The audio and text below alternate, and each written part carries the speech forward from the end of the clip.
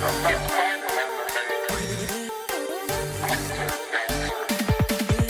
back. This is Anthony with Bible Guns and Stuff. How you guys doing? We're here to take a look at Romans chapter 13, and I feel that it's a real good time to take a look at this scripture, this passage of scripture, and also not only because of the state that we're in as far as not knowing the outcome of the election, but also just in general to I've been yelling like I've been trying to do this video for like 2 weeks, and I've just continued to try to read again and see if I missed something, because it's very frustrating. Like you guys can probably guess, I voted Trump. So just with everything going on, and just the attitude of the average American, of how if our constitutional rights are infringed upon, we want to take up arms, and we want to make sure that we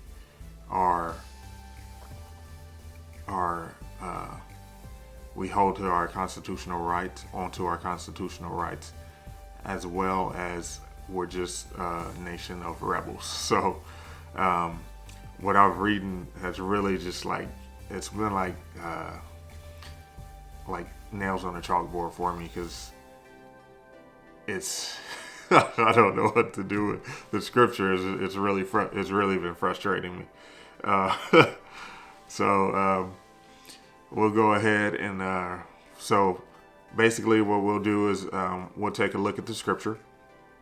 We'll read through Romans chapter 13, 1 through 7, and then we'll take a look at kind of the history of what was going on at that time, and we'll take a look at some more verses that kind of back things up. There's Peter wrote something that actually mirrors these verses perfectly. And then we'll take a look at some of the times when we see Jesus rebel. We'll also see what he said about Caesar. We'll take a look at Rahab, which really throws me for a loop. And I think we're taking a look at another scripture as well. So, and then we'll wrap it up. I'll give you my thoughts, and then I'm so frustrated. But I'll give you my thoughts. And thanks for joining me. So right now we're going to read Romans chapter 13, verse 1 through 7, and what it talks about authority, listening to authority. And so we'll take a look at that. Romans chapter 13, verse 1 through 7. Let every person be subject to the governing authorities, for there is no authority except for God, and those that exist have been instituted by God. Therefore, whoever resists the authorities resists what God has appointed, and those who resist will incur judgment. For rulers are not a terror to good conduct, but to bad. Would you have no fear of the one who is in authority? Then do what is good, and you will receive his approval. For he is God's servant for your good. But if you do wrong, be afraid, for he does not bear the sword in vain, and he is the servant of God, an avenger who carries out God's wrath on the wrongdoer. Therefore, one must be in subjection, not only to avoid God's wrath, but also for the sake of conscience. For because of this, you also pay taxes, for the authorities are ministers of God, attending to this very thing. Pay to all what is owed to them, taxes to whom taxes are owed, revenue to whom revenue is owed, respect to whom respect is owed, honor to whom honor is owed. Very frustrating. Very, very frustrating. Like I said, being an American, we all have rebellion in us. And just seeing what's going on these days, it's just really frustrating, because it's kind of like, all right, So God, you really doing this? Seriously? Man, so it's just a hard word.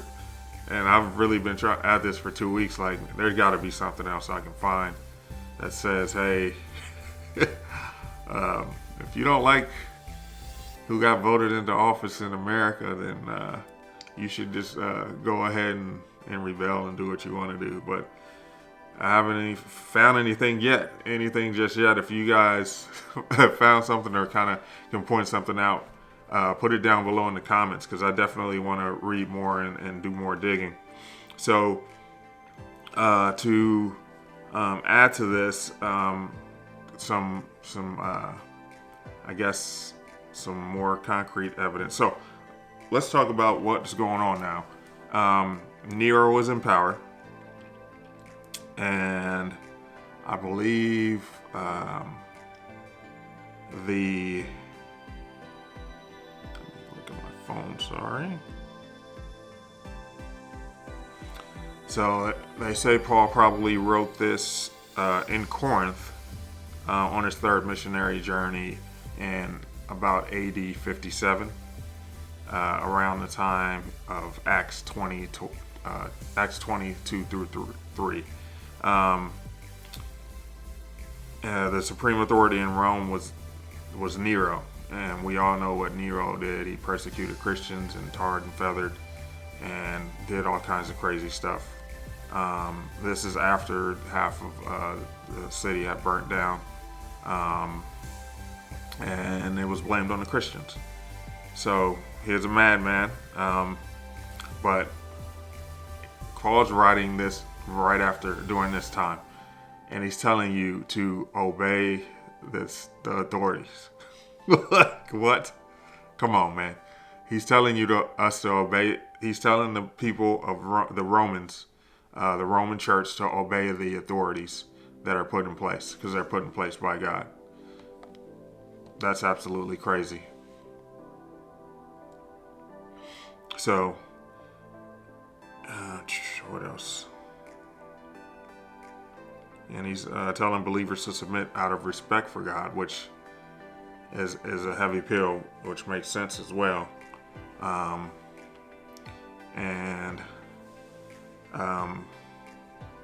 That's kind of what's going on right around that time. So, could Nero be worse than Joe Biden? I don't know. We'll see. Obviously, especially when we're told to submit to the authorities. So, man, this is so hard for me, man. Like, everything in me wants to kind of just be like, if this dude gets in office, it's on. But Scripture's telling me differently. And like I said, it goes against being American. Like, you always, most Americans, I'm not even going to say most Americans. As we found out during the election, half the Americans, half the population who voted are skeptical of government, and they don't want big government. They want to rule them. I mean, not necessarily rule themselves, but they want rule of law, but to live as free people. So we'll take a look at what Jesus had to say about the tax collectors, or to the tax collectors, or actually Matthew 22, 17 to 22. Matthew 22, 17 to 22.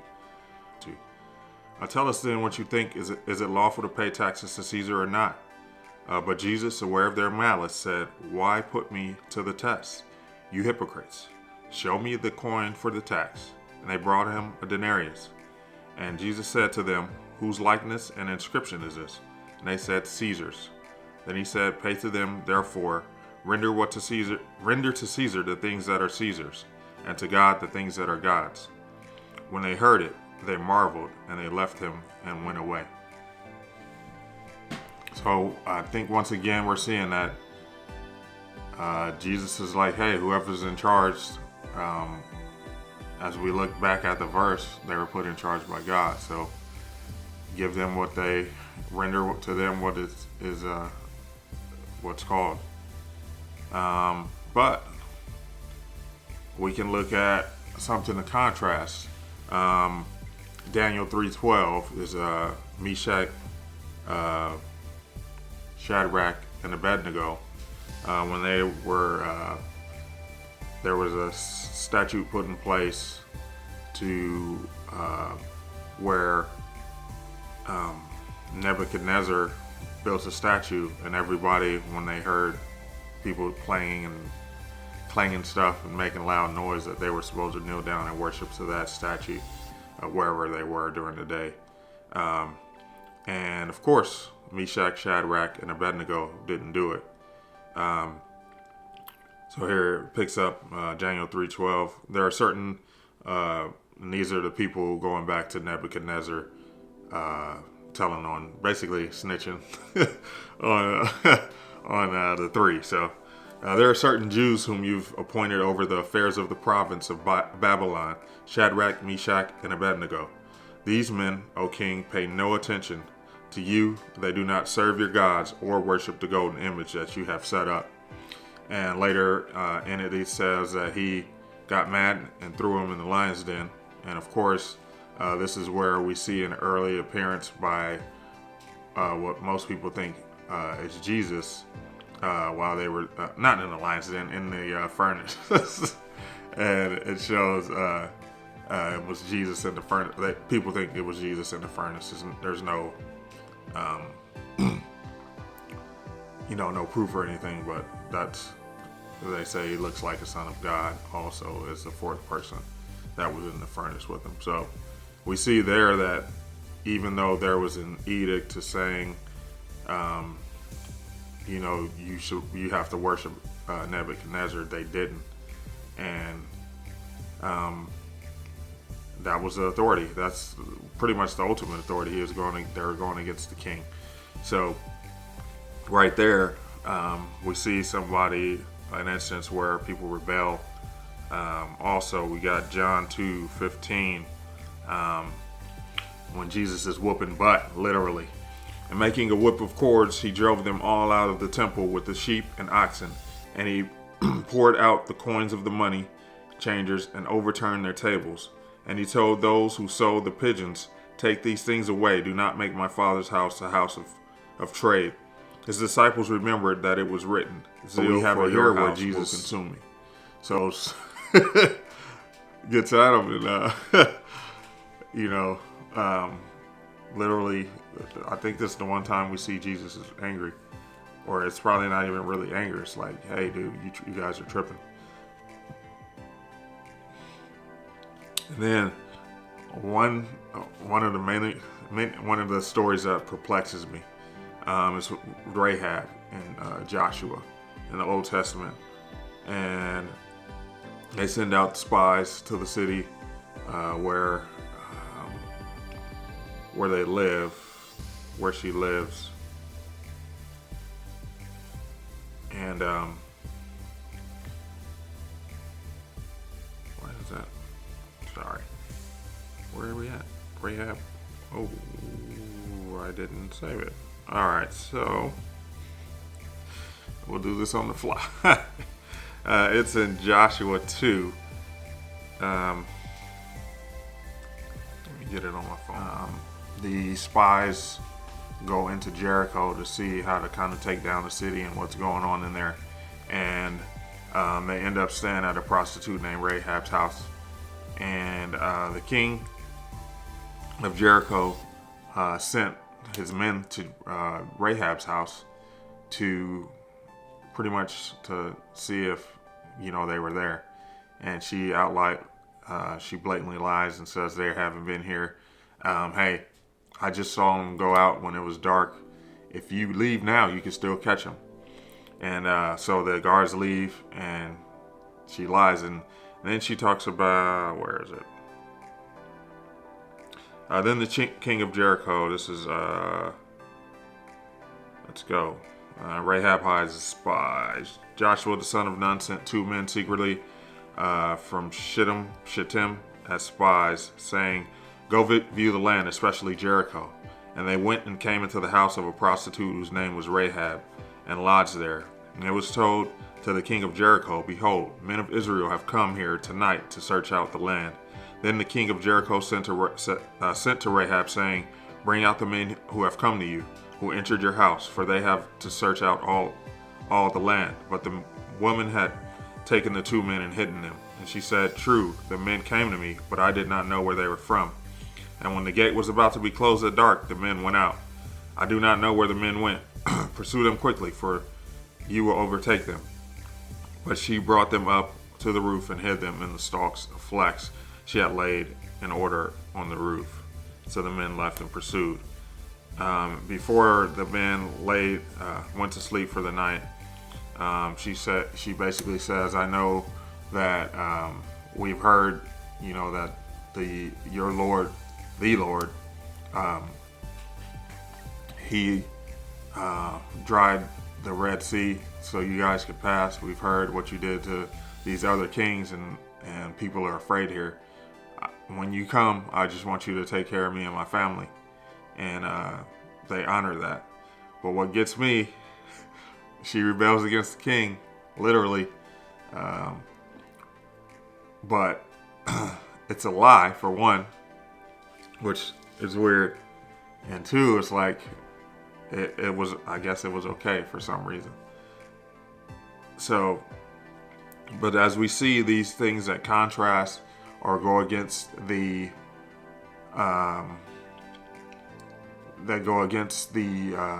authorities, we see that they have an underpinning always of honoring God. So, when Jesus turned over the tables and whipped people, it was because they were disrespecting his father's house. When you see this Rahab, she lies, and God protects her and her family, as you'd see if you kept reading through that. What else did we look at? Shadrach, Meshach, and Abednego. They didn't bend the knee to another god because they already had a god, and they didn't want to disrespect God as well. So in these instances, we see that they're definitely against the authority, the ones in charge, but we see that there's an underlying instance to where that they do it because it's dishonoring God. So with all this said, I'm just it's frustrating because I just kind of want the Bible to say, hey, if it gets out of hand, you're not liking how things are going, it's okay to rebel and do whatever you need to do. I think that as Christians, we're seeing all of the things that we've kind of let slip and didn't make noise about, and we're seeing how everything has been taken over and God's been pushed out. Pretty much everything in America. And we're seeing the results of that. We're seeing rioting in the streets. We're seeing, what is that verse where they say, good will be viewed as bad and bad will be viewed as good. And that's what we're seeing right now. We're seeing people rioting for stupid stuff in the streets for no real reason.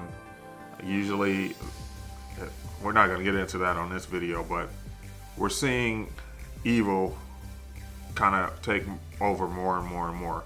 And we saw when I was young, as Christians, even till this day, we just kind of let our rights and everything are just getting overtaken by the opposition.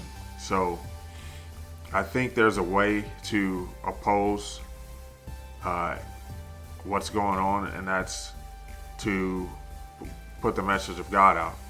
And I think once they start encroaching on our personal lives, as far as they start come knocking and doing things, I don't know what we should do, to tell the truth, without reading all of this.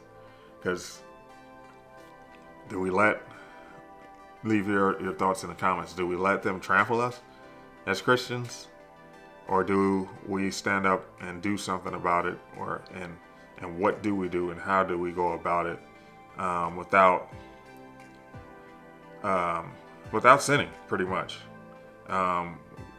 Because we're given these examples I guess as we saw in most of them, the breaking point was the disrespect to God. So I think we can draw our line there. That's what I'm gonna do. I'm gonna keep on reading and researching this because it's a hard topic for me. But it's really been hard for me to just kind of read this stuff, and really please like, comment, share, subscribe, and also leave your thoughts down below, because I want to read and interact with you guys and see what you have to say. Bring up other scriptures that you've seen that contradict or kind of comply with what we see in Romans chapter 1:13. So I'm gonna wrap it up here. Thanks for joining me. Until next time, Bible, guns, and stuff.